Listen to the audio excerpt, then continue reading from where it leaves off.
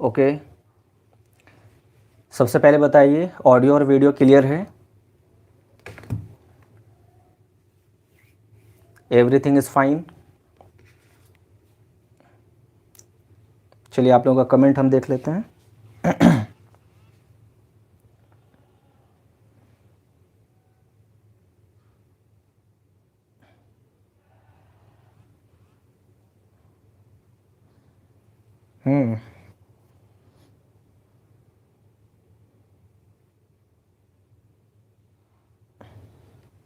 Okay, एक second.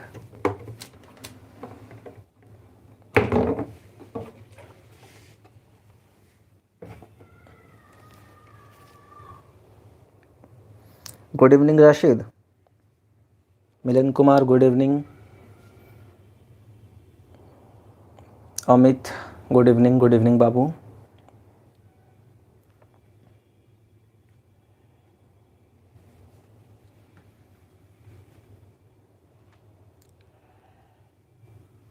कोमल good evening. और सब बढ़िया? सारे लोगों की पढ़ाई चल रही है अच्छे से? आज हम लोग क्लास के साइड्स कुछ और भी बातें करेंगे, ठीक है? ओके, कुछ लोगों का डाउट है, कुछ लोगों की क्वेरीज़ हैं, कुछ लोगों के मन में सवाल उठ रहे हैं कुछ भी, तो आज उन सवालों का जवाब मिलेगा आप सबको। Good evening Ashish Kumar.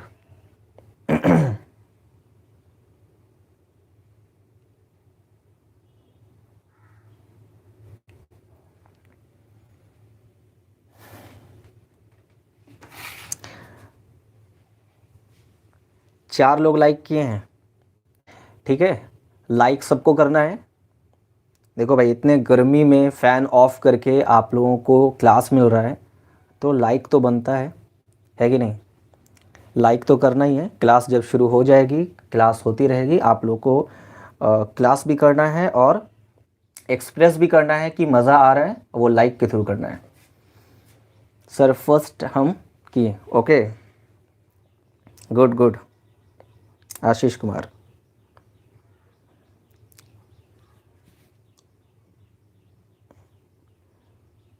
चलिए, जब तक क्लास स्टार्ट करें, जब तक बाकी लोग ज्वाइन हो रहे हैं, कुछ हम लोग जो है डिस्कशन कर लेते हैं। देखिए,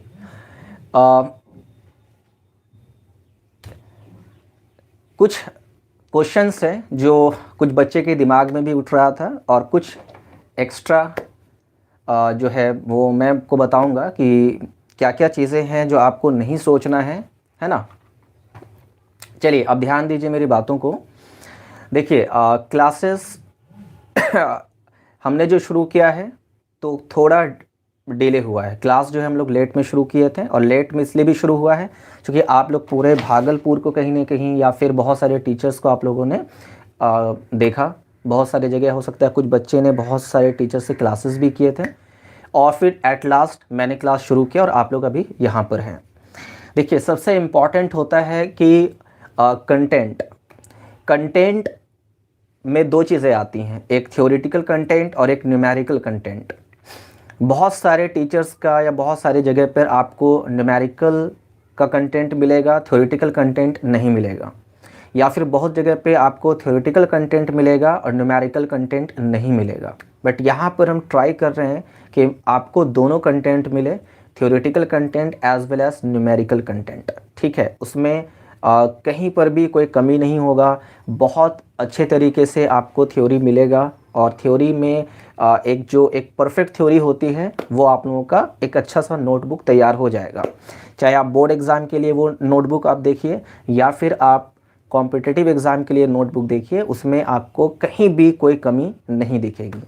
दूसरी बात, जब आप पूरा डिटेल में पढ़ते हैं कंटेंट के साथ, तो जो भी चीज़ें हैं वो थोड़ा डिले होती हैं।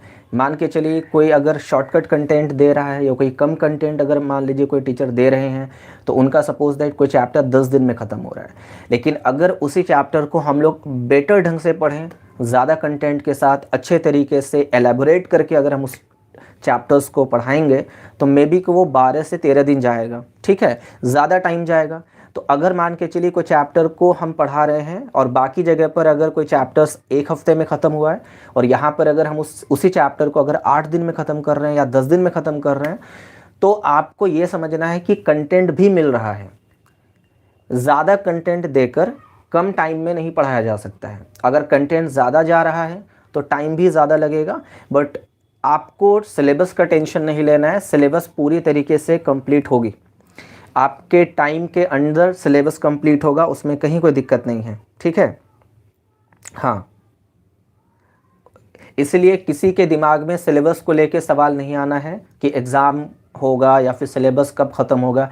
आप फर्स्ट टाइम 12th पढ़ रहे हैं, हम लोग कितने सारे बैचेस को निकाल चुके हैं 12th के, तो हम लोगों को पता है कि कब एक्सेलरेट करना है, कब थोड़ा स्लो लेके चलना है, क्योंकि हम लोग पूरे तरीके से प्लान किए हुए रहते हैं 1 साल का, और पूरा का पूरा सिलेबस स्मूथली अच्छे तरीके से कंप्लीट होगा। देखिए होता क्या है कि कुछ बच्चे ये सोचते हैं कि XYZ इंस्टीट्यूट में या कोई और टीचर हैं, उन्होंने मान लीजिए सिलेबस ख़त्म कर दिया। वो देखते हैं, वो कंपेयर किसको करते हैं, वो कंपेयर करते हैं सिलेबस को। लेकिन कोई भी स्टूडेंट, बहुत कम ही स्टूडेंट ऐसा होता है, हाँ नोट्स भी मिल जाएगा बाबू, नोट्स मिलेगा, उसके लिए टेंशन की बात नहीं है, नोट्स आपको मिल जाएगा। आई थिंक नोट्स हमने जिशान सर को दे भी दिया है कुछ, शायद आप लोगों को मिला होगा या नहीं, अगर मिला है तो हम उनको बोल देंगे, नोट्स आप लोगों को मिल जाएगा। नोट्स में कोई दिक्कत नहीं है, नोट्स आपका सारा मिलेगा। तो बच्चे ना, मैक्सिमम बच्चे कंपेयर करते हैं टाइम को कि सर वहाँ पे उस प्लेटफॉर्म पे या उस चैप्टर में या उस टीचर ने इतना चैप्टर्स कंप्लीट कर दिया है तो वो वहाँ पे आगे है सिलेबस। भाई आप सिर्फ टाइम को और सिलेबस को कंपेयर करते हैं, कंटेंट को कंपेयर बहुत कम बच्चा करता है कि हाँ ठीक है, अगर यहाँ पे थोड़ा सा सिलेबस पीछे है तो कंटेंट ज़्यादा मिल रहा है इसलिए पीछे है। ऑब्वियस बात है, अगर आप किसी को ज़्यादा पढ़ाएंगे तो ज़्यादा टाइम लगेगा, कम पढ़ाएंगे तो कम टाइम लगेगा। तो सिलेबस को लेके नहीं सोचना है, हम लोग सिलेबस कंप्लीट करेंगे और अच्छे तरीके से कंप्लीट करेंगे। भागलपुर का मैं आपको एक एग्जांपल देता हूँ। आज से 3 साल पहले की बात है कि एक बच्चा था जो कि किसी और इंस्टीट्यूट में पढ़ रहा था, और उस इंस्टीट्यूट में 12th का जो कोर्स है वो जनवरी में शुरू हुआ था, और हम भी अपने बैच में जनवरी में शुरू किए थे वो कोर्स, सेम पैरेलल, मतलब है ना, कुछ 2-3 दिन आगे पीछे होगा, बट जनवरी में मैंने भी शुरू किया था और उसने भी शुरू किया था। एंड आफ्टर 1 मंथ, 1 मंथ के बाद हमारा इलेक्ट्रोस्टैट चल रहा था। जब उस बच्चे से हमने पूछा कि तुम्हारा कौन सा चैप्टर अभी चल रहा है, जिस इंस्टीट्यूट में वो पढ़ रहा था, इंस्टीट्यूट का नाम नहीं लेंगे, तो उसने कहा सर मेरा 3rd चैप्टर चल रहा है। आप लोग बिलीव नहीं करोगे, हम शॉक कर गए कि मतलब मेरा फर्स्ट चैप्टर, मेरे सेंटर पे अभी हम पहला चैप्टर पढ़ा रहे हैं और वो जहाँ पढ़ रहा है वहाँ पे 3rd चैप्टर चल रहा है, यानी 2 चैप्टर पूरा कंप्लीट हो गया और तीसरा चल रहा है। तो मुझसे रहा नहीं गया, मैंने बोला एक काम करो, मुझे एक बार कॉपी ला के दिखाओ। वो कॉपी ला के दिखाया, और जब मैंने उसका कंटेंट देखा, ठीक है, जब उसका मैंने कंटेंट देखा तो उसका 3 चैप्टर का कंटेंट आप मिला दीजिए, मेरे 1 चैप्टर के कंटेंट से भी कम था। मैंने उस बच्चे को बोला कि कॉपी दे, दोनों कॉपी मैंने उसके सामने रखा, बोला देखो जज करो। बोला सर हाँ ये तो काफ़ी ज़्यादा डिफरेंस है, हम लोग को सर पता ही नहीं था कि इतना ज़्यादा भी होता है कंटेंट। तो बच्चों में सबसे बड़ा प्रॉब्लम क्या होता है, उनको पता नहीं चलता है कि टीचर क्या स्किप कर रहे हैं, क्या पढ़ा रहे हैं और क्या नहीं पढ़ा रहे हैं, क्योंकि आप फर्स्ट टाइम पढ़ रहे हैं चीज़ों को, है ना। तो ऐसा नहीं होता है कि सिलेबस जल्दी ख़त्म हो गया तो इसका मतलब है कि बहुत अच्छी बात है।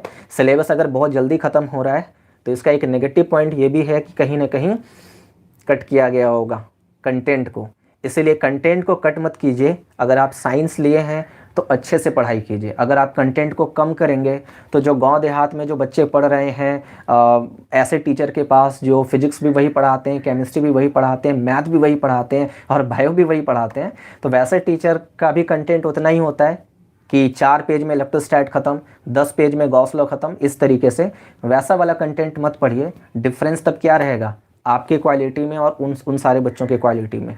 तो अपने आप को थोड़ा डिफरेंट करो, कंटेंट अच्छा दो, अच्छा कंटेंट के साथ पढ़ाई करो। सिलेबस तो ख़त्म होगा ही, हर साल ख़त्म होता है, इस साल भी ख़त्म होगा। तो किसी के मन में अगर ये सवाल उठ रहा है कि सिलेबस को लेकर के कुछ, 1-2 बच्चे से बात हुई, उन्होंने सिलेबस को लेकर कुछ कहा था, तो मैंने आपको सोचा कि सारे बच्चों को ये बोल दिया जाए। ताकि सिलेबस का जो टेंशन होता है वो सबको रहता है, तो टेंशन लेने की बात नहीं है जब तक हम हैं। और पूरी तरीके से कोर्स कंप्लीट होगा, टाइम के अंदर कंप्लीट होगा, और सबसे बड़ी बात है कंटेंट के साथ कंप्लीट होगा। वो कंटेंट बाद में आप कभी भी मैच करो, चेक करो, बाद में आप कॉपी खोल के देखो तो आपको कभी भी नहीं लगेगा कि कंटेंट कम है। ठीक है, चलिए अब स्टार्ट करते हैं अपना क्लास। और पिछले क्लास में यानी कल वाले क्लास में हम लोग सरफेस चार्ज डेंसिटी यानी सिग्मा के बारे में स्टडी कर चुके थे। उस पर कुछ क्वेश्चंस भी मैंने बना लिया था। सिग्मा में एक छोटा सा पॉइंट बचा हुआ है, पहले उसको कंप्लीट करते हैं, फिर हम लोग आते हैं वॉल्यूम चार्ज डेंसिटी पर। ओके, चलिए डन। देखिए पॉइंट को समझिएगा। ये है हमारे पास एक डिस्क, इसका रेडियस कितना है r1। ये है दूसरा डिस्क, उसका रेडियस कितना है r2। ठीक है, ये दो डिस्क है हमारे पास, एक का रेडियस r1 है, एक का रेडियस r2 है। ये भी डिस्क है और ये भी डिस्क है। इस वाले डिस्क पे जो चार्ज रखा हुआ है वो है Q1 और इस वाले डिस्क पे जो चार्ज रखा हुआ है वो है Q2। इस डिस्क का जो सिग्मा होगा वो कहेंगे सिग्मा 1 और इस डिस्क का जो सिग्मा होगा वो होगा सिग्मा 2। अगर मैं सिग्मा की बात करूं तो सिग्मा होता है charge upon area, charge upon area. अच्छा, चार्ज अपॉन एरिया होता है, ठीक है भाई, बहुत अच्छी बात है। इसका सिग्मा क्या लिखिएगा, इसका सिग्मा लिखिएगा सिग्मा 1 और चार्ज हो जाएगा Q1 और एरिया हो जाएगा A1। A1 कितना होगा, तो एरिया हम लिखेंगे पाई r1 का स्क्वायर, चूंकि डिस्क का एरिया क्या होगा पाई r1, पाई r स्क्वायर, r कितना r1। इसका अगर सिग्मा लिखना होगा तो लिखेंगे सिग्मा 2, ये हो जाएगा चार्ज Q2 एरिया A2। यहाँ का एरिया क्या लिखेंगे, यहाँ का एरिया होगा Q2 अपॉन पाई r2 का होल स्क्वायर। सो यहाँ का सिग्मा मुझे पता है और यहाँ का सिग्मा पता है, दोनों का रेशियो निकाल देते हैं। Sigma 1 upon sigma 2, sigma 1 upon sigma 2 निकाल लेते हैं, देखते हैं क्या मिलेगा। Sigma 1 upon sigma 2। So sigma 1 upon sigma 2 जब आप करेंगे, सिग्मा 1 अपॉन सिग्मा 2 जब आप करेंगे तो ये हो जाएगा चार्ज Q1 पाई r1 स्क्वायर, चार्ज Q2 पाई r2 स्क्वायर। यहाँ से हम लोग देखते हैं तो पाई से पाई कैंसिल हो जाएगा, पाई से पाई कैंसिल होगा और इसको जब आप रीअरेंज करोगे तो यहाँ पे ये हो जाएगा Q1 upon Q2 into R2 ऊपर आ जाएगा, R2 अपॉन R1 का होल स्क्वायर। ये आ जाएगा सिग्मा 1 अपॉन सिग्मा 2। याद होना चाहिए,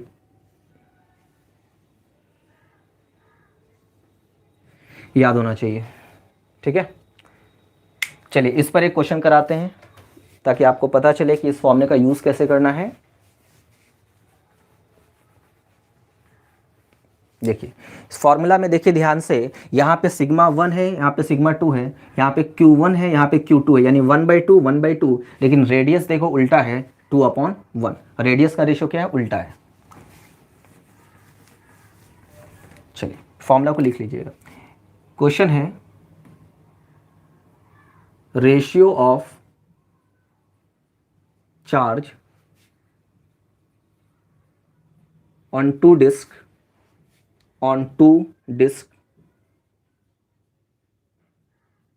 is 1/2। डिस्क है, डिस्क पे चार्ज का रेशियो कितना है, 1/2। And ratio of radii, ratio of their radii, उसके रेडियस का रेशियो कितना है, ये भी है 1/2। Calculate ratio of their surface charge density.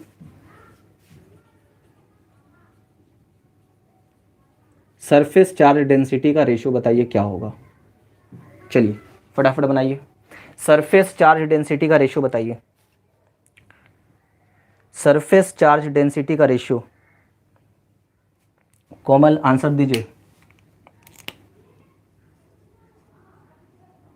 किसका किसका रेशियो दिया हुआ है, चार्ज का रेशियो दिया हुआ है, मतलब Q1 रेशियो Q2, ये कितना दिया हुआ है 1/2 है ना। रेडियस का रेशियो दिया हुआ है R1 रेशियो R2, ये भी कितना दिया हुआ है 1/2। किसका रेशियो मांग रहा है? Surface charge density, surface charge density यानी सिग्मा 1 रेशियो सिग्मा 2, ये मांग रहा है कितना होगा। अच्छा, रेशियो को हम ऐसे भी लिख सकते हैं, आंसर आने लगा बहुत लोगों का। कितना आंसर है? 1:1 नहीं, 1:1 तो आई थिंक नहीं आएगा, 1:1 नहीं, 2:1 आएगा आई थिंक। चलिए इसको हम ऐसे लिख सकते हैं, इसको हम ऐसे लिख सकते हैं Q1/Q2 इज इक्वल टू 1/2। इसको हम क्या लिख सकते हैं? इसको लिख सकते हैं R1/R2 इज इक्वल टू 1/2, और इसको लिख सकते हैं सिग्मा 1/σ2। यही हम लोगों को कैलकुलेट करना है, यही हम लोगों को कैलकुलेट करना है। 2:1 सही आंसर है। चलिए अब इसको सॉल्व कर लेते हैं। तो इसमें क्या होगा, फॉर्मूला यूज़ करेंगे हम लोग। क्या होता है फॉर्मूला मैंने लिखा था sigma 1/σ2 is equal to Q1/Q2 into में R2/R1 का होल स्क्वायर। Q1/Q2 कितना है? 1/2। अच्छा देखो यहाँ R1/R2 1/2 है, लेकिन मुझे R1/R2 नहीं चाहिए, उल्टा चाहिए, है ना। यहाँ पे वैल्यू किसका है? 1/2 का, और यहाँ क्या चाहिए? 2/1। तो इसको उल्टा कर देंगे, तो उल्टा करेंगे तो ये हो जाएगा 2/1, तो इसका होल स्क्वायर बनेगा। तो जब आप इसका होल स्क्वायर करेंगे तो यहाँ पे आ जाएगा, यहाँ पर आ जाएगा आपका 1/2 इंटू 4/1, तो 2 से कैंसिल होगा 2 में, तो आंसर आएगा 2/1। सिग्मा 1/σ2 की वैल्यू आ जाएगी 2/1। इसको रेशियो में अगर आप लिखना चाहोगे तो रेशियो में लिखोगे sigma 1 ratio sigma 2 is equal to 2:1।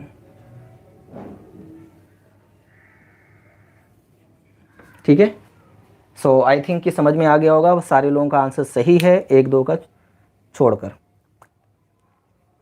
चलिए कोमल सिंह का भी आंसर सही आ गया। कृष्णा आपका आंसर गलत है।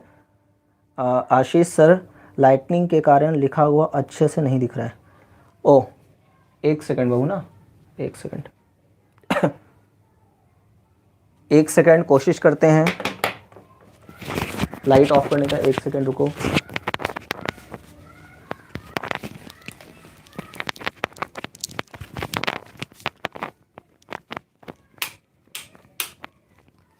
अभी बताइएगा। यस सर ब्लड दिख रहा है। अभी बताओ, अभी ठीक है?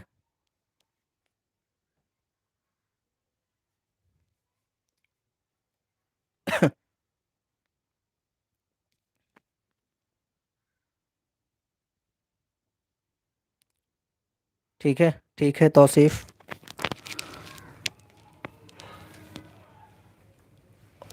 चलिए ठीक है, स्टार्ट करें आप। अब जो है हेडिंग लिखिएगा आप लोग, volume charge density. Volume charge density 480 पे क्लियर चलता है। अच्छा ठीक है, वो सेटिंग देख लेंगे, शायद रिजोल्यूशन शायद कम हो गया है, रिजोल्यूशन को बढ़ाना पड़ेगा। ठीक है, आज थोड़ा सा मैनेज कर लो। वैसे अपलोड होने के बाद जो है वो पूरा क्लियर, आप जितने रिजोल्यूशन में देखना चाहते हैं वो आ जाता है। आप उसको वहाँ पे जाके 480p या 720p पे देख सकते हैं। चलिए अब थर्ड नंबर हम लोग को क्या करना है, volume charge density. Volume charge density, volume charge density को डिनोट करते हैं किससे? वॉल्यूम चार्ज डेंसिटी को रो से डिनोट करते हैं। देखिए एक चीज़ आप समझिए, लैम्डा के बारे में मैंने आपको क्या बोला था, लैम्डा का मतलब होता है 1 मीटर लेंथ पे जो चार्ज होगा उसको बोलेंगे। वो लिंक आप लोगों को तो शेयर हो जाता है ना, उसी को आप ऑन कर लीजिएगा बाद में। जो लिंक अभी आप लोगों को शेयर हुआ होगा उसी को आप ऑन करेंगे तो वो अपलोड हो जाता है, 10 मिनट 15 मिनट के बाद अपलोड हो जाता है। वहाँ पे आप जो भी रिजोल्यूशन करेंगे देख लेना वहाँ पे। चलो लैम्डा के बारे में मैंने आपको बताया था कि लैम्डा क्या होता है, 1 मीटर लेंथ पे जो चार्ज होगा उसको लैम्डा कहेंगे। ठीक है, चार्ज पर मीटर लेंथ। हाँ, और सिग्मा के बारे में मैंने क्या बोला था, 1 मीटर स्क्वायर एरिया पे जो चार्ज होगा उसको सिग्मा बोलेंगे। तो वॉल्यूम चार्ज डेंसिटी रो को क्या बोलेंगे, 1 मीटर क्यूब, यानी कि यूनिट वॉल्यूम पे जो चार्ज होगा, यानी 1 मीटर क्यूब पे जो चार्ज होगा उसको रो बोलेंगे। यानी इसका डेफिनेशन होगा charge per unit volume charge per unit volume is called linear charge density, ये volume charge density, volume charge density. ठीक है, और इसका दूसरा डेफिनेशन हम क्या बोलेंगे, charge on unit volume, charge on unit volume is called volume charge density, volume charge density. ठीक है, यानी 1 मीटर क्यूब पे जो चार्ज होगा उसको हम लोग बोलेंगे चार्ज अपॉन वॉल्यूम। गुड, तो उसी को हम लोग बोलेंगे वॉल्यूम चार्ज डेंसिटी। यानी कि अगर हम लोग फॉर्मूला इसका बनाना चाहें तो देखिए, अगर मान लीजिए हमारे पास एक वॉल्यूम है, एक सॉलिड है हमारे पास, इसके पूरे वॉल्यूम में चार्ज रखा हुआ है, पूरे वॉल्यूम में क्या रखा हुआ है, चार्ज कितना Q, और इसका वॉल्यूम कितना है, इस पूरे बॉडी का वॉल्यूम है V।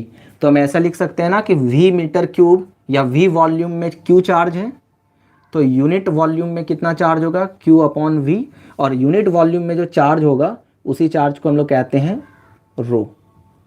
Q अपॉन V का फॉर्मूला क्या बन गया, Q अपॉन V को हम लोग कह देंगे रो। तो यानी रो का फॉर्मूला बन गया charge upon volume, charge upon volume.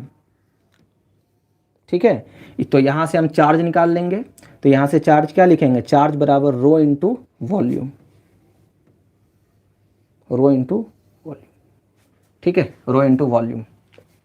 तो यहाँ से रो का फॉर्मूला बन गया, चार्ज अपॉन वॉल्यूम को हम लोग रो कहेंगे, और चार्ज कैसे निकालेंगे, तो रो को वॉल्यूम से मल्टीप्लाई करेंगे। जिस वॉल्यूम से मल्टीप्लाई कीजिएगा वहाँ तक का चार्ज मिलेगा, जिस वॉल्यूम से मल्टीप्लाई करोगे उतने वॉल्यूम पर का चार्ज मिलेगा। ठीक है, अब इसके यूनिट के बारे में अगर मैं बात करूं तो इसका यूनिट क्या होगा, चार्ज का कूलम और वॉल्यूम का मीटर क्यूब। चार्ज का क्या होगा, कूलम, और वॉल्यूम का मीटर क्यूब। ठीक है, तो यहाँ पे हम लोग लिखेंगे नोट में,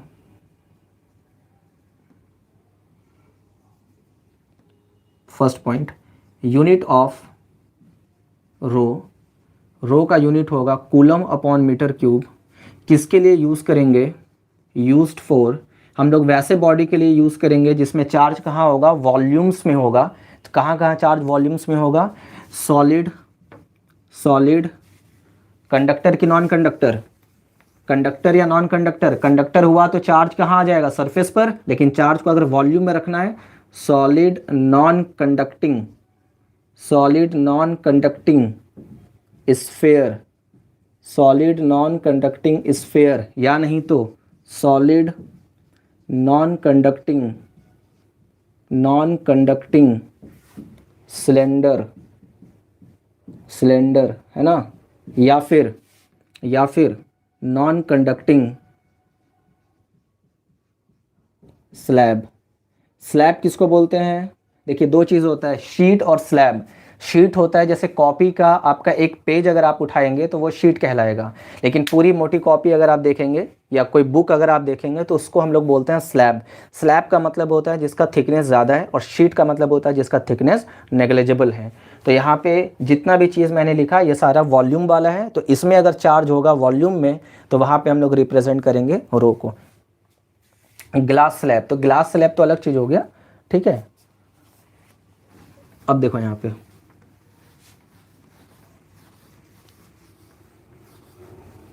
अब देखिए यहाँ पे जैसे मैंने सिग्मा का रेशो निकाला था वैसे यहाँ पे रो का रेशो निकाल सकते हैं।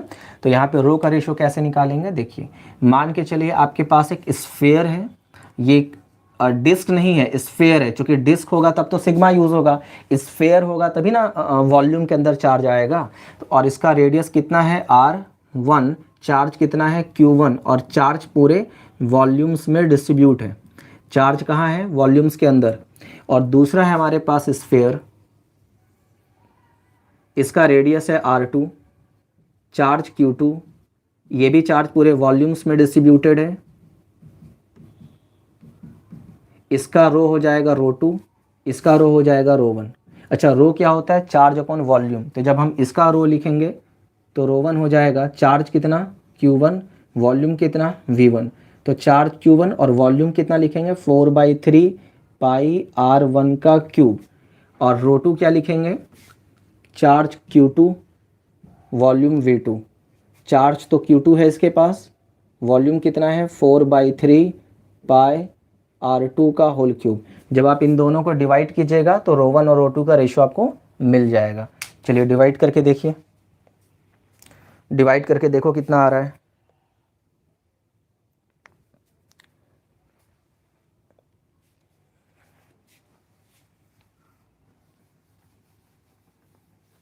डिवाइड करके देख लेते हैं।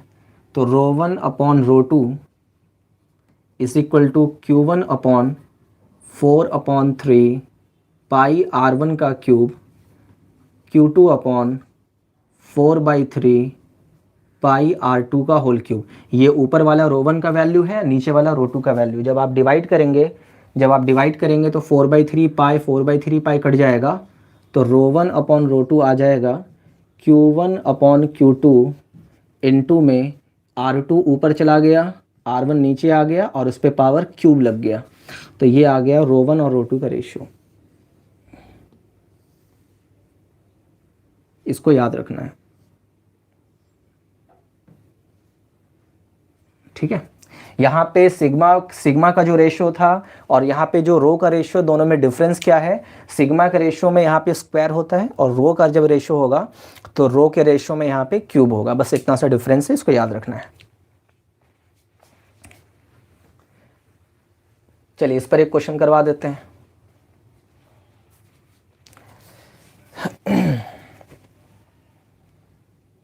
यहां पर भी हम लोग क्या लिखेंगे, इफ रो इज यूनिफॉर्म, या रो अगर कांस्टेंट है तो चार्ज कैसे निकालना होगा, चार्ज बराबर रो इंटू वॉल्यूम, ऐसे निकाल लेंगे अगर रो कांस्टेंट है तो। लेकिन इफ़ रो अगर कांस्टेंट नहीं है, यानी रो अगर चेंज कर रहा है, तो वही पुरानी बातें, स्मॉल एलिमेंट लेना पड़ेगा, उसके बाद स्मॉल एलिमेंट पे पहले चार्ज निकालना पड़ेगा, उसको इंटीग्रेट करके टोटल चार्ज निकालना पड़ेगा। तो पहले से छोटा सा चार्ज निकालेंगे डी क्यू बराबर क्या हो जाएगा रो इंटू वॉल्यूम, वॉल्यूम भी क्या लेंगे छोटा सा, डी वी क्या है volume of small element, volume of small element, small element का वॉल्यूम लेना होगा, फिर इसको इंटीग्रेट करना होगा टोटल चार्ज निकालने के लिए, ठीक है। तो यहाँ से डी क्यू का इंटीग्रेशन क्या बन जाएगा क्यू, डी क्यू का इंटीग्रेशन यहाँ पे हो जाएगा क्यू बराबर में इंटीग्रेशन रो इंटू वॉल्यूम। वैसे ही बातें जैसे सिग्मा के बारे में थी। तो ये बातें हो गई क्लियर। अब इस पे प्रॉब्लम देखते हैं। चलिए आशीष सही है, integration of rho into d v. पहला क्वेश्चन देखिए, फर्स्ट क्वेश्चन यहां लिखवा रहे हैं, ratio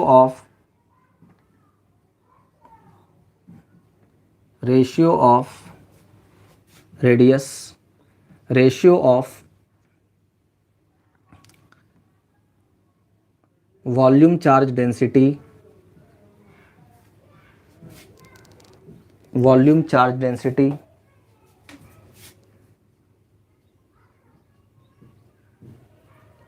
is 8:125 and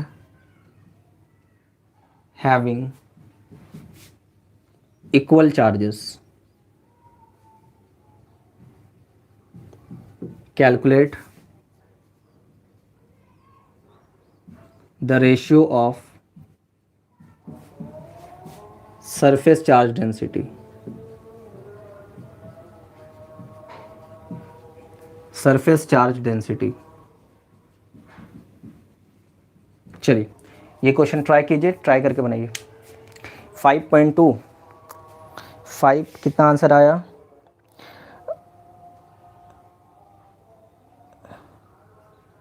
integration into रो,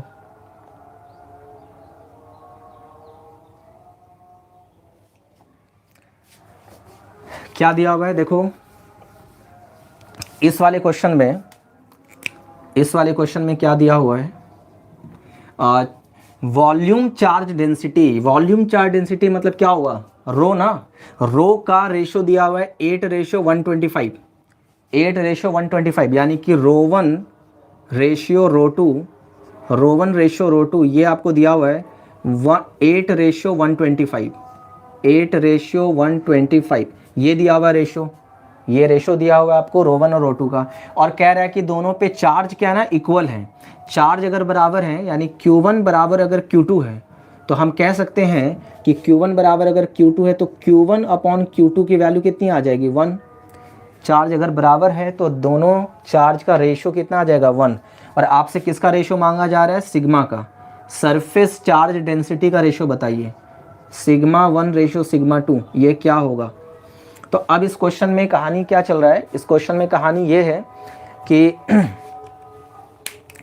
इस क्वेश्चन में कहानी ये है कि इसमें रो का रेशो दे करके सिग्मा का रेशो मांग रहा है। तो एक काम करते हैं, पहले रो वाला फॉर्मूला लगा लेते हैं, पहले रो वाला फॉर्मूला लगा लेते हैं यहाँ पे। चलिए रो का फॉर्मूला देखिए, रो 1 अपॉन रो 2 बराबर Q1 upon Q2 into R2 upon R1 का होल क्यूब। रो 1 अपॉन रो 2 कितना है, 8:125, ये तो बराबर है, कट जाएगा R2 अपॉन R1 का होल क्यूब। इसको हम क्या लिख सकते हैं, 8 को लिख सकते हैं 2 का क्यूब, और 125 को लिख सकते हैं 5 का क्यूब, यानी टोटल पावर में क्या लगा देंगे, क्यूब, और यहाँ आ जाएगा R2 अपॉन R1 का क्यूब। सो क्यूब से क्यूब कैंसिल हो जाएगा। तो यहाँ से रेडियस का रेशो हमने निकाल लिया, रेडियस का रेशो यहाँ से आ गया,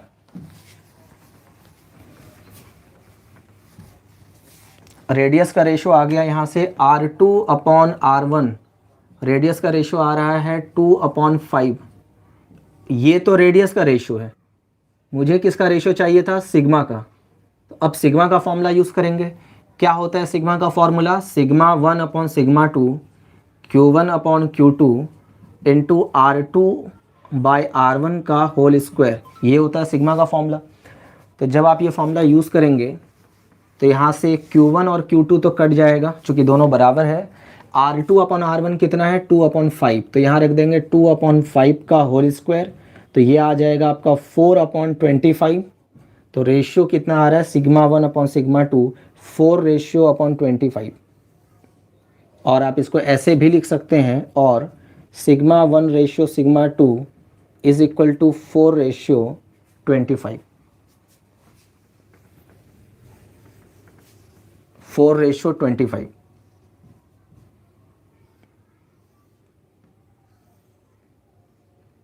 आंसर आया सबको समझ में, ठीक है। मिलिंद कुमार, कोमल सिंह, कृष्णा किशन सही आंसर है, पूजा कुमारी सही आंसर है, आशीष कुमार सही आंसर है।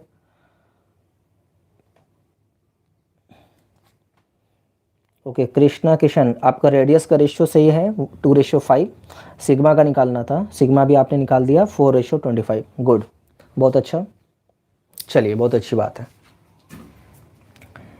ओके बिठा दिया जाए, चलो।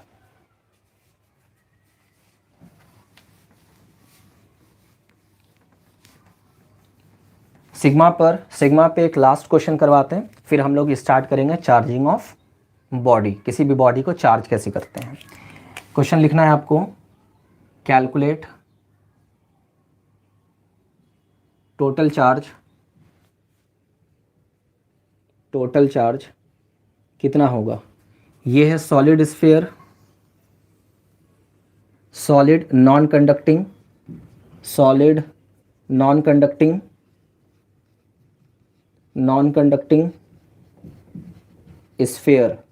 Solid non conducting sphere. इसका रेडियस कैपिटल R है, इसका रो का वैल्यू दिया हुआ है, रो नॉट R, और R क्या है, रेडियल डिस्टेंस। अब रेडियल डिस्टेंस सबको पता है कौन सा डिस्टेंस होता है, जो कि हम लोग सेंटर से लेते हैं रेडियस की तरफ, सेंटर से लेते हैं अलोंग द रेडियस, मतलब सेंटर से जाना होगा इस तरफ या नीचे रेडियस की तरफ। तो यानी रो जो यहाँ पर है, रो यहाँ पे वेरिएबल है, आर पे डिपेंड कर रहा है। जैसे जैसे आप सेंटर से दूर होंगे आर चेंज होगा, और आर अगर चेंज होगा तो रो चेंज होगा, रो चेंज होगा तो रो यहाँ पे क्या हो रहा है, वेरिएबल। अगर रो वेरिएबल हो रहा है तो चार्ज निकालने के लिए डायरेक्ट हम लोग अप्रोच नहीं लेंगे। सबसे पहले क्या करेंगे, स्मॉल एलिमेंट लेंगे, फिर उसके बाद उस स्मॉल एलिमेंट का चार्ज निकालेंगे, फिर उसको इंटीग्रेट करके टोटल चार्ज निकालेंगे। पहला काम स्मॉल एलिमेंट। सॉलिड स्फीयर किससे बना है, हॉलो स्फीयर से। एक हॉलो स्फीयर, उसके ऊपर दूसरा, उसके ऊपर तीसरा, उसके ऊपर चौथा, तो layer by layer, layer by layer अगर आप रखते चले जाओगे तो बन जाएगा सॉलिड स्फीयर। तो सॉलिड स्फीयर किससे बना है, हॉलो स्फीयर से। तो यहाँ का स्मॉल एलिमेंट कौन होगा, हॉलो स्फीयर। यानी इसका हॉलो स्फीयर कैसे बनाओगे, आर रेडियस का एक हॉलो स्फीयर बनाइए, उसकी मोटाई कितनी होगी, डी आर। आर रेडियस का एक हॉलो स्फीयर बनाइए जिसकी मोटाई होगी डी आर। तो यहाँ पे हम लोग आर रेडियस का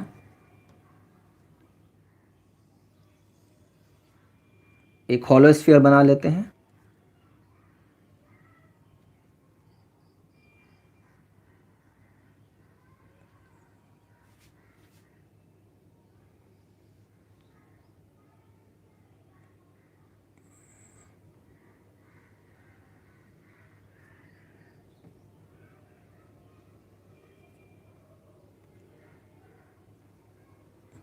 ठीक है, इसका रेडियस आर है, इसका जो थिकनेस है ये कितना है, डी आर। और इस हॉलो स्फीयर पे, ये रिंग नहीं है, इसको रिंग मत समझिएगा, ये हॉलो स्फीयर है इसके अंदर में।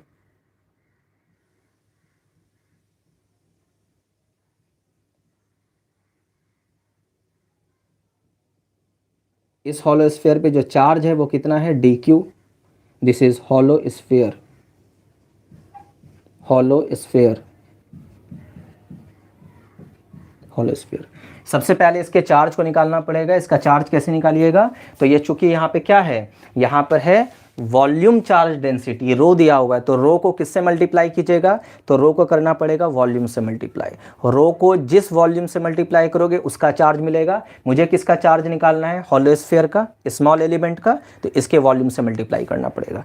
यानी कि हम लोग यहाँ लिखेंगे डी क्यू बराबर rho into d v. D q बराबर रो इंटू डी वी है ना। डी क्यू क्या हो गया, charge on the hollow sphere, और डी वी क्या हो गया, हॉलो स्फीयर का वॉल्यूम, यानी volume of small element, small element. और हमारे पास स्मॉल एलिमेंट कौन है, हॉलो स्फीयर। हॉलो स्फीयर का वॉल्यूम लेना होगा। अब वॉल्यूम जनरली कैसे निकालते हैं, वॉल्यूम का बेसिक फॉर्मूला होता है एरिया इंटू हाइट, यानी एरिया इंटू थिकनेस। वॉल्यूम का यही फॉर्मूला होता है। एरिया को किससे मल्टीप्लाई करना है, हाइट से या नहीं तो थिकनेस से। अभी बताइए इसका एरिया क्या होगा, ये जो स्फीयर है, ये जो स्फीयर है ना, इसका सरफेस एरिया कितना होगा, तो स्फीयर का सरफेस एरिया होता है 4 पाई आर स्क्वायर, और इसकी मोटाई कितनी है, डी आर। तो एरिया हो जाएगा 4 पाई आर स्क्वायर, और इसका जो थिकनेस है वो कितना है, डी आर। तो इसका वॉल्यूम कितना हो जाएगा, एरिया इंटू इसका वॉल्यूम हो जाएगा एरिया इंटू थिकनेस, यानी कि डी क्यू बराबर रो, और रो कितना है, रो नॉट आर, और वॉल्यूम हो जाएगा 4 pi r square into d r. R into r square मिलके बन जाएगा आर क्यूब। ठीक है, कुछ लोगों का आंसर आ गया है, इसको यहाँ पे मिटा देते हैं। ठीक है, तो यहाँ से हम लोग लिख लेंगे डी क्यू बराबर rho naught 4 pi rho not r cube into d r. Net charge अगर आपको निकालना है, total charge, net charge integrate करना पड़ेगा d q is equal to 4 pi rho not r cube d r, integration. Limit कहाँ से कहाँ तक लेंगे, छोटा वाला आर यहाँ से शुरू होगा, तो यहाँ पे छोटे वाले आर का वैल्यू 0 हो जाएगा, यहाँ तक जाएगा तो छोटे वाले आर का वैल्यू कैपिटल आर हो जाएगा। ये पुराना वाला लिमिट है, कल भी यूज़ किए थे, 0 से कैपिटल आर। अब इसको सॉल्व करना है, यहाँ पे कांस्टेंट को बाहर निकाल दीजिए। कांस्टेंट डी क्यू का इंटीग्रेशन हो जाएगा टोटल चार्ज, क्यू कांस्टेंट 4 है, पाई है, रो नॉट है, बाहर चला गया, इंटीग्रेशन के अंदर आर क्यूब बचेगा इंटू डी आर, 0 से कैपिटल आर। पावर कितना है, 3, एक ऐड कर दो, 4 हो जाएगा पावर, उसी को नीचे लिखेंगे। तो Q is equal to 4 pi rho not r पे पावर 4 अपॉन 4, लिमिट 0 से कैपिटल आर। 4 से 4 कैंसिल हो जाएगा, कैपिटल आर रखिएगा तो आर पे पावर 4 मिलेगा, 0 रखिएगा तो कुछ नहीं मिलेगा। तो फाइनल आंसर हम लिख देते हैं, क्यू बराबर यहाँ पे आपको मिलने वाला है पाई रो नॉट पाई आर पे power 4। This is the total charge answer. उम्मीद करते हैं कि इस तरह का क्वेश्चन अगर आएगा तो आप इसको बना सकते हैं, और इस तरह का क्वेश्चन कई बार एग्जाम में पूछा हुआ है। ये मत सोचिएगा कि ये क्वेश्चन नहीं पूछा जाता है। आप जिनका मैथ सेक्शन है वो जेई वाला आप बुक उठा के देखिएगा, भरा हुआ क्वेश्चन है, और इससे ज़्यादा टफ करके पूछा है ना। हम तो स्ट्रेट फॉरवर्ड आपसे पूछ लिया है, बट इससे और टफ पूछा है। खैर, पावर लिखना भूल गए, गुड, कोई बात नहीं। प्रोसेस अगर आपका सही है तो, अगर आपका मिस्टेक हो रहा है तो ज़्यादा टेंशन की बात नहीं है। चलिए, सेम क्वेश्चन है, आपको होमवर्क दे देते हैं इसमें पहले।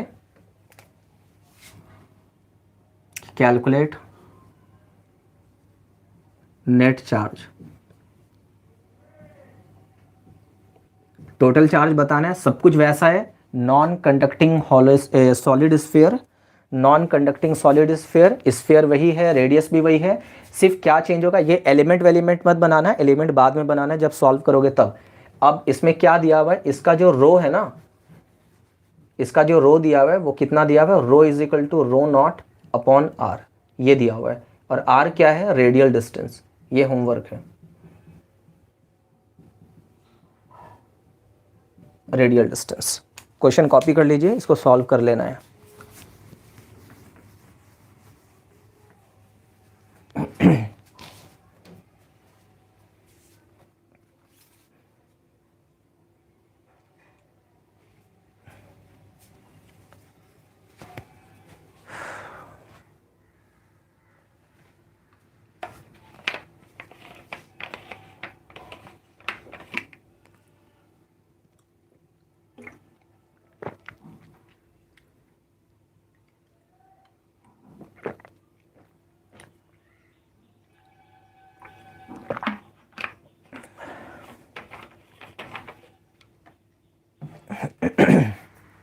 चलिए, क्वेश्चन कॉपी हो गया होगा।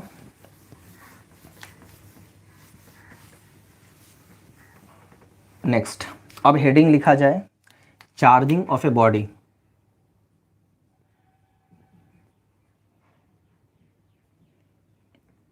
Charging of A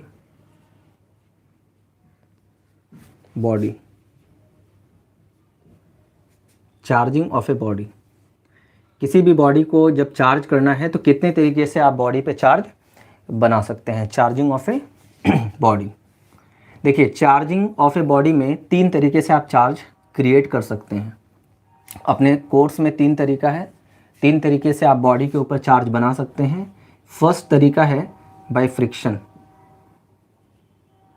by friction.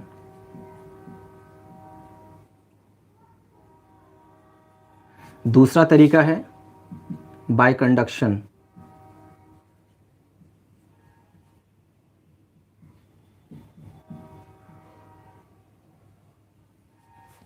और तीसरा तरीका है by induction.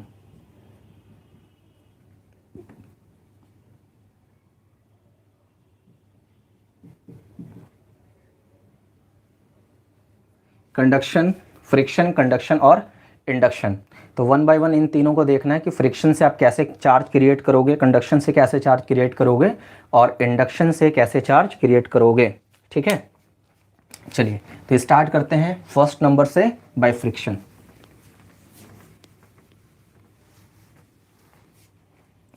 First number by friction.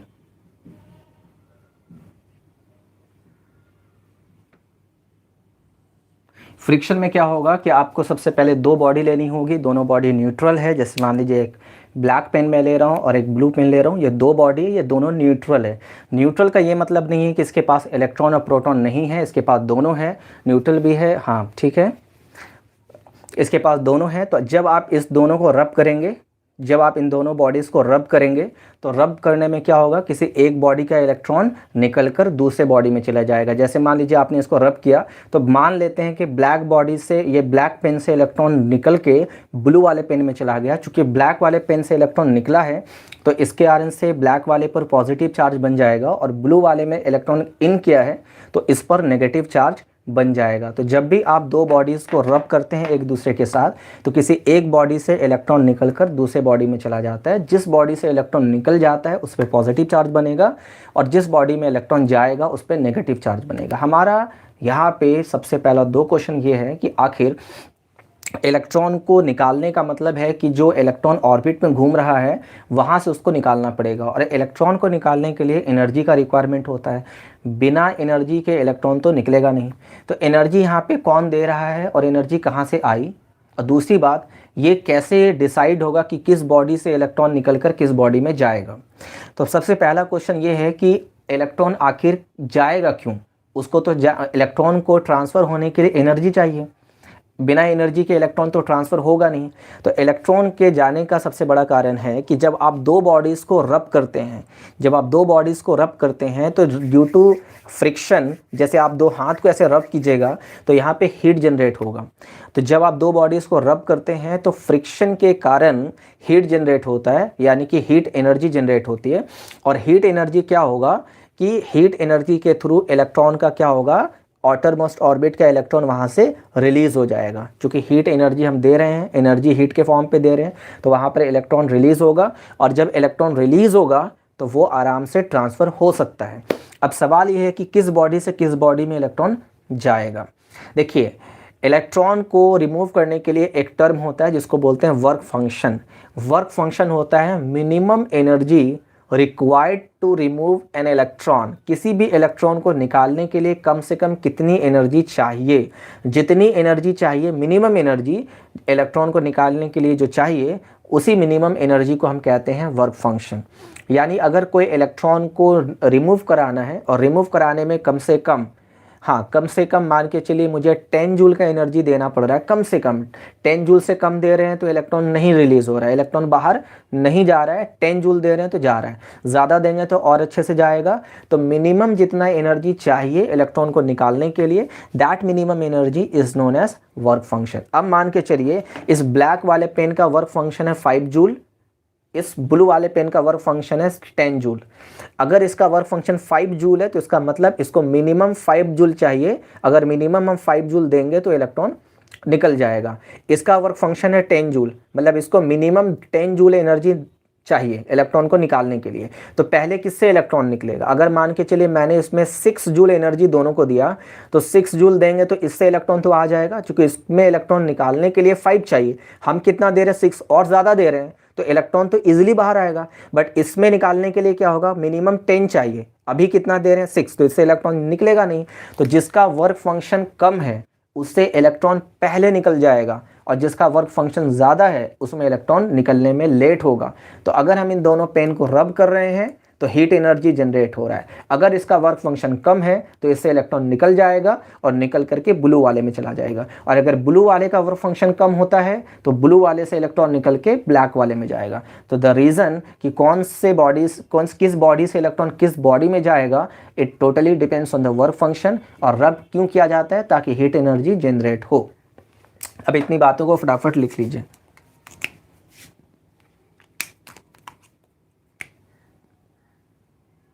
When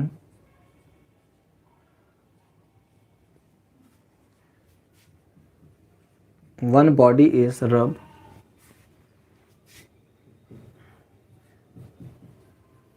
with other body,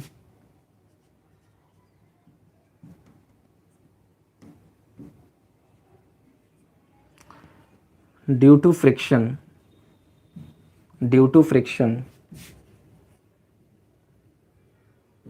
heat energy is generated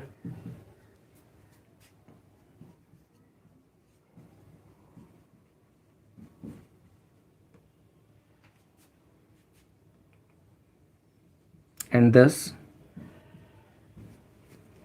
electrons gets transfer from one body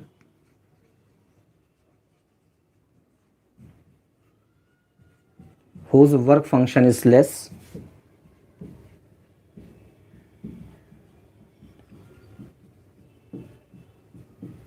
to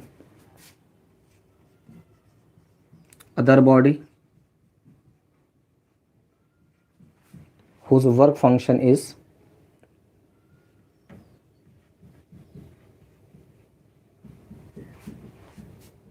high. Electron किस बॉडी से किस बॉडी में जाएगा? जिसका वर्क फंक्शन कम है उस बॉडी से निकलकर उस बॉडी में जाएगा जिसका वर्क फंक्शन ज़्यादा है। कम वाले वर्क फंक्शन से ज़्यादा वाले वर्क फंक्शन में चला जाएगा। कम वाले वर्क फंक्शन से ज़्यादा वाले वर्क फंक्शन में चला जाएगा। यानी अगर हम लोग देखें कि यहाँ पर हम लोगों के पास दो बॉडी है, एक बॉडी ए है और दूसरा बॉडी बी है। इसका work function phi not A है, इसका work function phi not B है, और ये हम ऐसा मान रहे हैं कि ए वाले का वर्क फंक्शन कम है बी वाले से।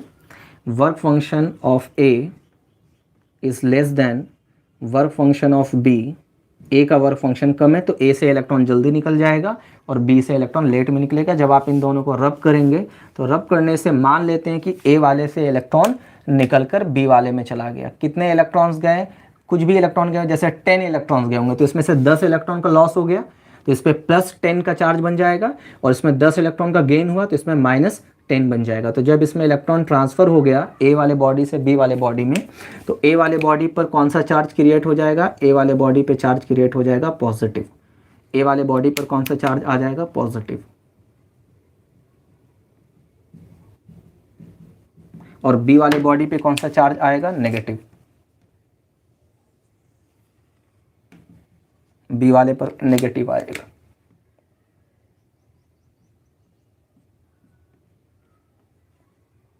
अच्छा, जितना इलेक्ट्रॉन इससे रिमूव हुआ होगा उतना ही इलेक्ट्रॉन इसमें आया होगा, यानी जितना इस पर पॉजिटिव चार्ज बनेगा +Q उतना ही इस पर नेगेटिव चार्ज बनेगा -Q। देखिए फ्रिक्शन में एक और बातें बहुत इंपॉर्टेंट है, फ्रिक्शन में जब भी चार्ज बनेगा पॉजिटिव और नेगेटिव दोनों बनेगा, क्योंकि इलेक्ट्रॉन अगर एक बॉडी से निकल के दूसरे बॉडी में जा रहा है तो जिसे इलेक्ट्रॉन लॉस हुआ उस पर पॉजिटिव और जिसमें गया उस पर नेगेटिव। इसमें सिर्फ एक चार्ज आप नहीं बना सकते हैं, जब भी चार्ज बनेगा दोनों बनेगा, पॉजिटिव और नेगेटिव दोनों बनेगा, और जितना पॉजिटिव बनेगा उतना ही नेगेटिव बनेगा।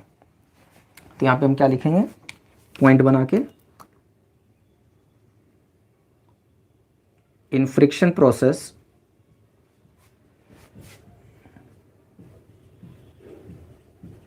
both the charge positive and negative creates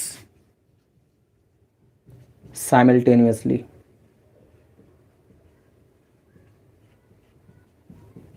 दोनों चार्ज एक साथ बनेगा, पॉजिटिव एंड नेगेटिव एक साथ। जितना पॉजिटिव बनेगा उतना ही नेगेटिव बनेगा।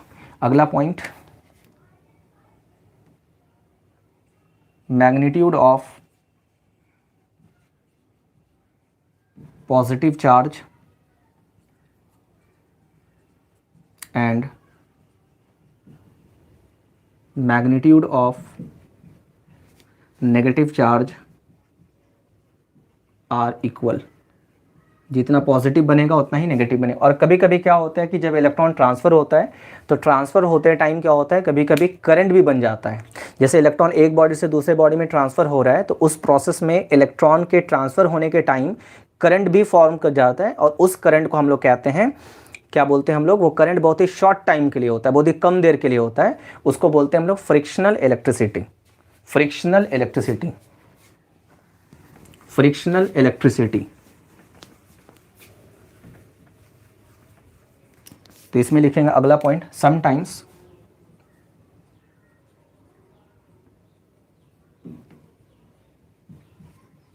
current will be produced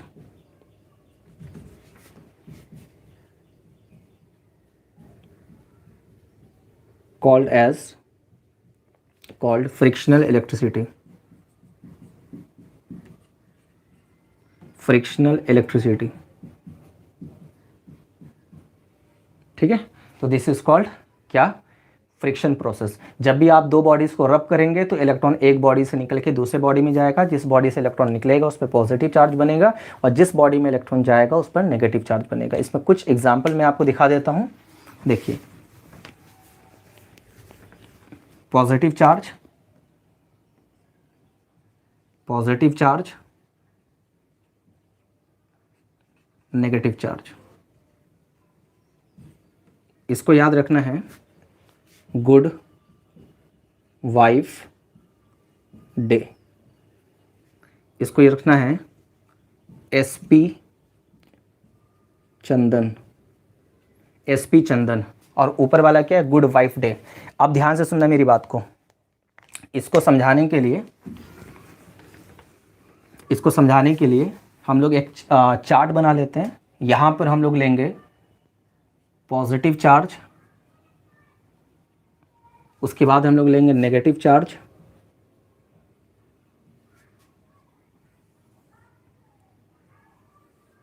और बीच में पार्टीशन, ठीक है। देखो पॉजिटिव चार्ज में क्या आएगा, जी, जी का मतलब हो गया, जैसे यहाँ गुड वाइफ डे, जी हो गया आपका ग्लास रॉड।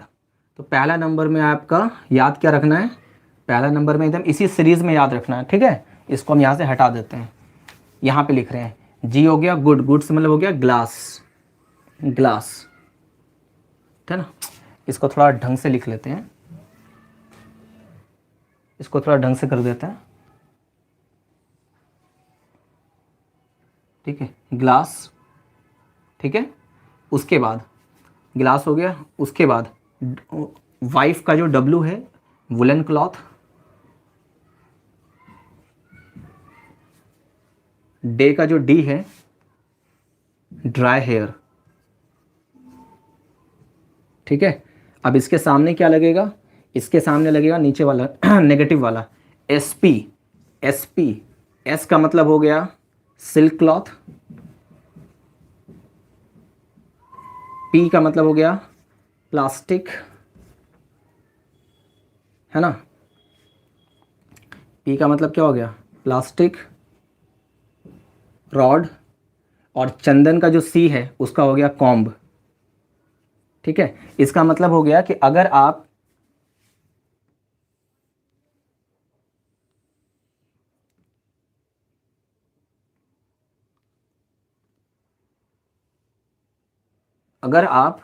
है ना ग्लास और सिल्क को रब करोगे तो ग्लास पे बनेगा पॉजिटिव, सिल्क पे बनेगा नेगेटिव।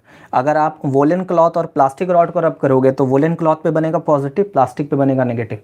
तो ये चार्ट है जिसमें यह बताया गया है कि अगर आप इन दोनों पेयर को रब करते हैं तो किस पर पॉजिटिव किस पर नेगेटिव आएगा, इन दोनों पेयर को रब करोगे तो किस पर पॉजिटिव किस पर नेगेटिव आएगा, इन दोनों पेयर को रब करोगे तो किस पर पॉजिटिव और किस पर नेगेटिव आएगा, ठीक है। बातें समझ में आ गई। नेक्स्ट,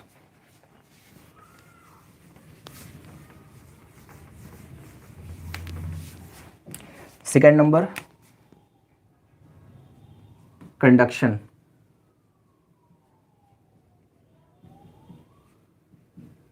कंडक्शन, देखिए कंडक्शन का मतलब होता है, कंडक्ट होने का मतलब होता है फ्लो होना, चलना, ठीक है। तो कोई भी चार्ज जब फ्लो होती है तो चार्ज का जो फ्लो होता है वो डिपेंड करता है पोटेंशियल डिफरेंस पे। कोई भी चार्ज कहाँ से कहाँ जाएगी, किस बॉडी से किस बॉडी में फ्लो करेगी, it totally depends on potential difference. And positive charge high potential से जाती है लो पोटेंशियल और नेगेटिव चार्ज लो पोटेंशियल से जाती है हाई पोटेंशियल। ये एकदम दिमाग में क्लियर होना चाहिए। कभी भी ये नहीं सोचना है कि ज़्यादा चार्ज जिसके पास होगा उससे कम चार्ज वाले में चार्ज फ्लो करेगी, ज़्यादा से कम, ऐसा नहीं। चार्ज का जो फ्लो है वो पोटेंशियल पे डिपेंड करेगा, high potential to low potential, और अगर नेगेटिव रहा तो लो से हाई, उल्टा हो जाता है। तो कंडक्शन में क्या होता है, कंडक्शन में हम लोग एक न्यूट्रल बॉडी को लेते हैं, एक न्यूट्रल बॉडी को लेते हैं और इसको स्टैंड पर रख देते हैं, स्टैंड पर रख देते हैं। स्टैंड कैसा होना चाहिए, इंसुलेटेड, इंसुलेटेड, इंसुलेटेड का मतलब कि प्लास्टिक का बना होना चाहिए या रबर का बना होना चाहिए। मतलब कहने का मतलब ये हुआ कि कंडक्टर नहीं होना चाहिए। अगर कंडक्टर हो गया तो जो भी चार्ज आप इसके ऊपर क्रिएट करेंगे वो सारा चार्ज इससे ट्रांसफ़र होकर अर्थ में चला जाएगा। तो ये इंसुलेटेड होना चाहिए, और ये अभी कैसा है, न्यूट्रल है, यानी इसके ऊपर टोटल चार्ज क्या है, zero, neutral body. Neutral body का मतलब है कि इसके पास जितने इलेक्ट्रॉन हैं उतने ही प्रोटॉन्स हैं, ठीक है। अब यहाँ पे हमने क्या किया, एबोनाइट का रॉड लाया, एक रॉड मैंने लाया, इस रॉड पर ऑलरेडी बहुत सारा नेगेटिव चार्ज था, ऑलरेडी इसके पास बहुत सारा नेगेटिव चार्ज था। जैसे आप इसको टच करेंगे तो यहाँ पे देखो इसके पास इलेक्ट्रॉन का कंसंट्रेशन ज़्यादा है और इसके पास इलेक्ट्रॉन का कंसंट्रेशन कम है। तो यहाँ पे क्या हो रहा है, कंसंट्रेशन का डिफरेंस हो रहा है। यहाँ पे इलेक्ट्रॉन का कंसंट्रेशन बहुत ज़्यादा है, यहाँ पर इलेक्ट्रॉन का कंसंट्रेशन बहुत कम। तो कंसंट्रेशन के डिफरेंस की वजह से इलेक्ट्रॉन हाई कंसंट्रेशन वाले रीजन से कहाँ चला जाएगा, लो कंसंट्रेशन वाले रीजन में चला जाएगा। यानी यहाँ का इलेक्ट्रॉन ट्रांसफ़र होकर के इस बॉडी में आ जाएगा, इस बॉडी में कुछ इलेक्ट्रॉन आ जाएगा। जैसे ही कुछ इलेक्ट्रॉन इसमें आ गया, बाद में इस रॉड को हम हटा लेंगे। जब इस रॉड को बाद में हटाएंगे तो इस बॉडी पे जो नेगेटिव चार्ज आया, यानी जो इलेक्ट्रॉन आया है, वो इलेक्ट्रॉन आपस में रिपेल करके, बाकी जो भी इलेक्ट्रॉन आया है सारे इलेक्ट्रॉन के बीच में रिपल्शन होगा, ये सारा इलेक्ट्रॉन रिपेल करके पूरी तरीके से सरफेस पे आकर डिस्ट्रीब्यूट हो जाएगा यूनिफॉर्मली, और हम कहेंगे कि ये इस वाले बॉडी पे कौन सा चार्ज क्रिएट हो गया, नेगेटिवली चार्ज क्रिएट हो गया, यानी नेगेटिवली चार्ज बॉडी बन चुकी है। तो इस तरीके से अगर आप चार्ज बना रहे हैं तो इस प्रोसेस को बोलते हैं कंडक्शन, ठीक है। तो बाकी थर्ड नंबर है इंडक्शन, वो हम लोग कल स्टार्ट करेंगे और कल ही कूलम्स लॉ शुरू हो जाएगा। Okay, thank you.